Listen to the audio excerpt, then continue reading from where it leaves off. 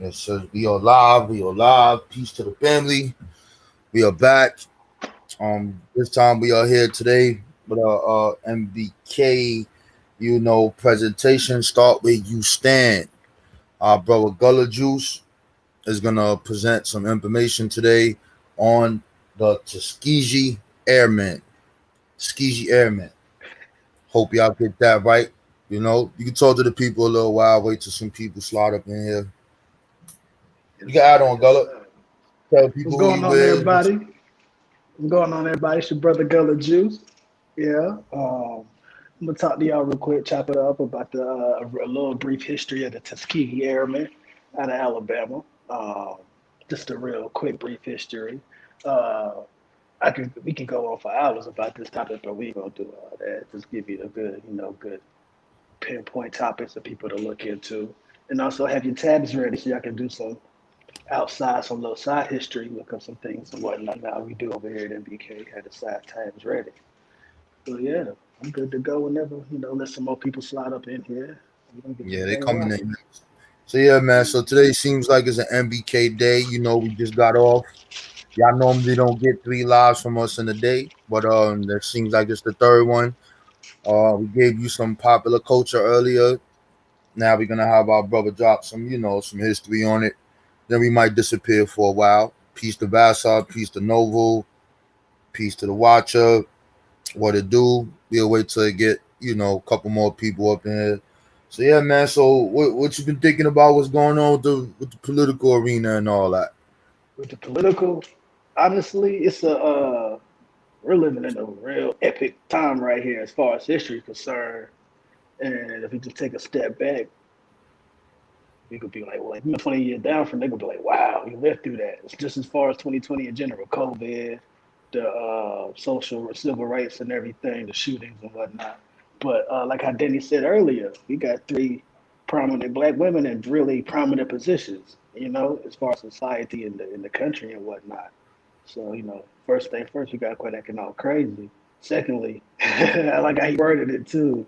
Can the sisters use that whap wop and Yeah, everybody get out here and vote? That's what, like, it's funny, but like it's so fucking true. You know what I'm talking about? So yeah, so true. Let's get out here and do our thing as far as individually and whatnot if we're able to. You know what I'm saying? So yeah, we can shape history low key, low high key. We can shape history. We gotta put facts, that facts, work in. facts. So why you picked the Tuskegee Airmen? What made you pick that? Um, Honestly, I was sitting down and I was watching a movie with my nephew not too long back. And they made two movies about one the Tuskegee Airmen and then two Red Tails that came out maybe a couple of years back. And we had watched both of them. And I mean, I'm a history junkie anyway, so I just started looking into it and what. I know you did a video not too long back about the Harlem Hellfighters and whatnot. And then plus end of the day, it's my turn to contribute to the squad and everything. So there All it right, is. that's what's up. So we will get started now. I'm gonna share my screen in a second. Oh yeah, And shout out to Saneb too, yo. Cause me and Saneb been chopping it up for a couple of days, and he been trying to all get right, me on, right. but my work schedule crazy. You know what I mean? So I feel yeah. you, brother. hmm It be like that sometimes. Sometimes it goes like that. Let me see here. Where do I got this thing at? And you just let me know when you want to flip to the next page. Gotcha. Okay. All All right, right. bro. It's on you. Tuskegee Airmen, presented by Brother Gullah Juice. What's going on, everybody? Black Power, Okay. much love to everybody. We can go ahead and go to the next one. First and foremost, we got to give it out to the black woman. This woman right here, Bessie Coleman. Wow. This is your first side tab. Look up her story if you don't know already, just because of the Black History Month February. He's one of the common ones that get thrown around. But as you see, born January 26, 1892. She transitioned April 30th, 1926. She well, if you're thinking of how she was able to fly planes and whatnot, she had to go to France to get it done.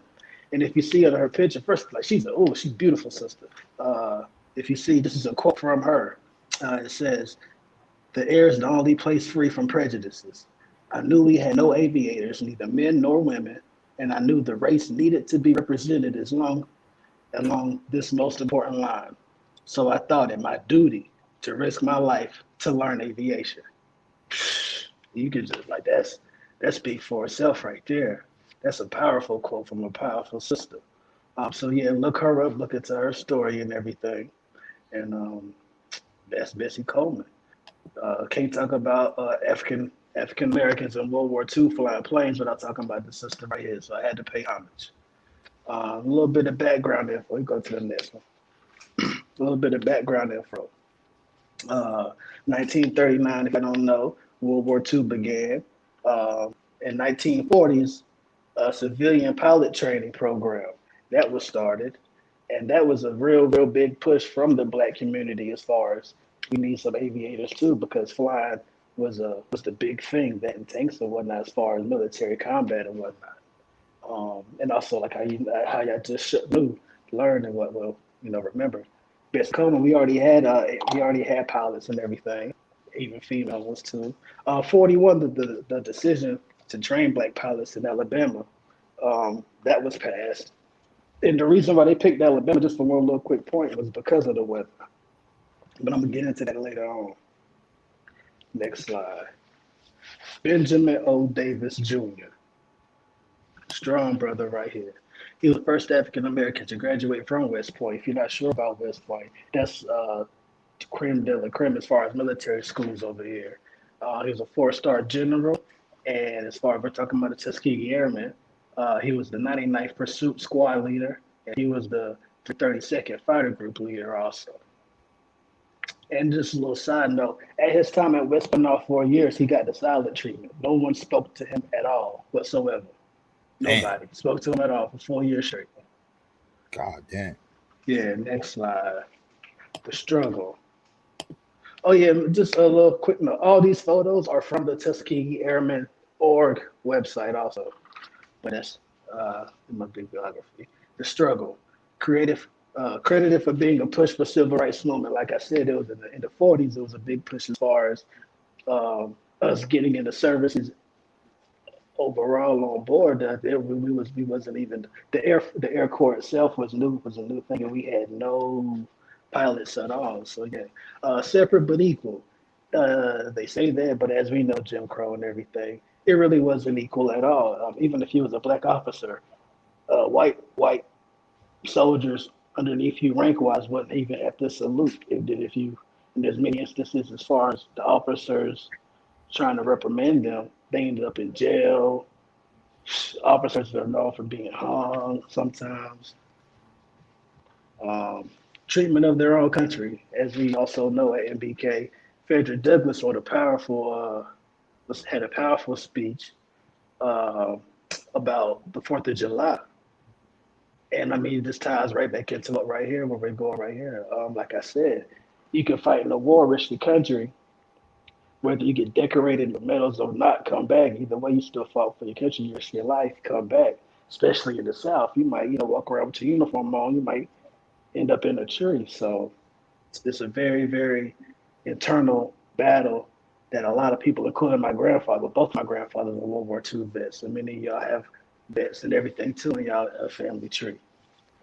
And they also knew that they was going to make history. Like I said, first time they're going to let African Americans in the sky on this type of level at all. Next slide. The services that they provided. The Tuskegee Air Institute. They trained in order to fly and maintain aircraft combat, including fighter pilots, bombardiers, navigation and support staff, instructors, and all personnel who kept the planes and pilots in the air. Earlier, I briefly touched on this. You go to the next slide. I briefly touched on this. Why Tuskegee? Like I said, the weather. Clear skies year round for the most part. And it had the facilities, engineering and technical instructors, and because of its commitment to aeronautical training. And as we also speak about here on MBK, the black schools, agricultural, technical, industry, the battle of which one's more important, growing food or the scholastic side of things. End of the day, they go hand in hand with each other. Alabama had that, plus the climate, Perfect choice. Why not? Okay. Next slide. Graduation day. Sadly, there were 12 killed in training, not combat missions during this process from 41 to 45. But 992 pilots were trained from, like I said, 41 to 45. Out of that 992, 335 were deployed overseas. So almost 1,000 graduated, and almost a third of that went overseas and actually fought in the military. And even at time of the war ended, they still had pilots graduating from the institute. Accomplishments. And this is why I said we can go hours and hours and hours about the Tuskegee Airmen. Oh man, they did a lot. Like they were wow, but not monumental, monumental. Um, 1,578 combat missions, 179 bomber escorts, known to have good protection record. And if you're not sure, I'm pretty sure y'all heard of that saying. The Red Tails never lost a bomber. Um, but you know that's just to say. But I'm gonna get into that. Lost bombers only on 7 missions and a total of only 27. The average was 46. And so I guess you can get where you can see where that saying came in, that never lost a bomber, because I mean clearly the average is 46 and they're coming in out the gate getting slept on, people not even wanting to be escorted by them, and they're cutting that in half easy, you know. So I mean, you know, it's kind of like if someone made 90 out of 100 free throws, they'll never miss a free throw pretty much end of the day, you know. So 112 enemy aircraft destroyed in air, another 150 on the ground, 950 rail cars, trucks, and other vehicles, 1 torpedo boat, 40 boats and barges. This is the only picture I didn't get for the Tuskegee .org site, and that site is listed at the very, very bottom. Gotcha. Next slide. These are some more awards. 3 distinguished unit citations, at least, and like I said, at least 1 Silver Star, 96 distinguished flying crosses, 14 bronze medals, 744 air medals. And like I said, they had only sent less than 400 people over there to fight with to begin with, and 8 Purple Hearts. Next slide. Integrated armed services. When it was all said and done, Harry Truman, his executive order 9981, that was delivered on July 1948, and it was supposed to equal treatment and opportunity for all those who served in our country's defense. Air Force led all services in integration. That was, all of these things right here are mainly like a large chunk of that was due to the accomplishments and services of the Tuskegee Airmen. Next slide. James Harvey III. This is a tab right here. If you ain't getting nothing to get this man right here. Everyone's seen the movie Top Gun, and a lot of people think that the Navy started Top Gun, but no, Top Gun was actually a post-World War II thing, like right after World War II. And him alongside with Captain Alva Temple, First Lieutenant Harry Stuber, and Albert Alexander competed in their P-47 North Thunderbolt and will win the very first Top Gun meet in May of 1949. And this brother right here, there's different categories as far as Top Gun in aviation and everything. They won the teams meet, and this brother right here was, look into his story and the whole Top Gun situation. Also, that's why I said it's another sidebar. He was not even he was jumped out of the individual medal because they didn't want him to get all 3. They didn't want to clear the board, these black pilots, these red tails and everything. But yes, they won the very first Top Gun. It wasn't Goose and Maverick. But if y'all familiar with the movies, well, at least the first movie about the Tuskegee Airmen, we go to the next slide. It was a very memorable character named Chappie. And I was like, dang, Chappie died. I was very upset that Chappie passed away in the movie, But he actually was a real life person. Daniel Chappie James. He was a flight instructor, flew combat missions in Korea and Vietnam. He was a four-star general. Um, so he didn't pass away. He was highly decorated, highly admired, um, was good at what he did. He didn't pass away. So, next slide. In conclusion, the Tuskegee Airmen showed and proved we could fight, serve, and execute orders with skill, determination, and success.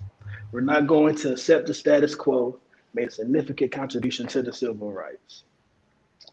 Um, and that is it. That is it. Yeah, that was a good synopsis, brother.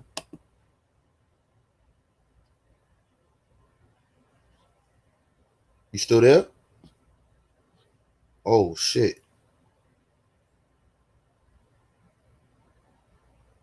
Y'all turn it off.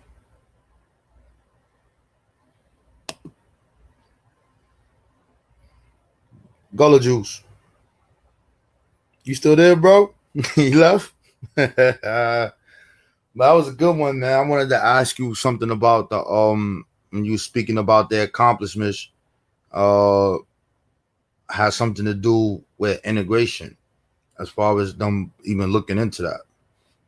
Where you at, Gullah Juice, man? You just dropped the presentation and just left, man? Oh, he just left the building.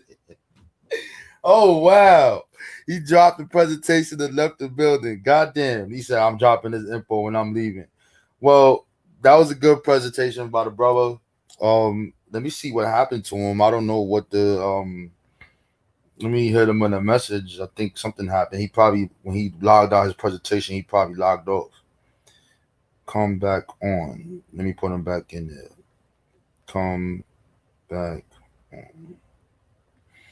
Yeah, I learned a little something about the Tuskegee people. That was good. I liked it. I think it was excellent. But if he don't come back here on 3 minutes, I don't want to make this thing too long.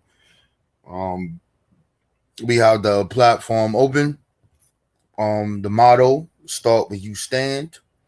Speak about the history and the people and how it affect you and where you at this time. It looks like my brother is gone. He is out the whip. So any questions about what y'all just saw? He's not here. True Storian is watching from he has his red pen out. He's looking for something. This guy did a real MBK drive-by. But with that, I'm gonna say peace and Black Power. I don't know when we're going live again. It will just happen. Just keep your notifications on. Peace to the family. I don't know what happened to the brother. Okay.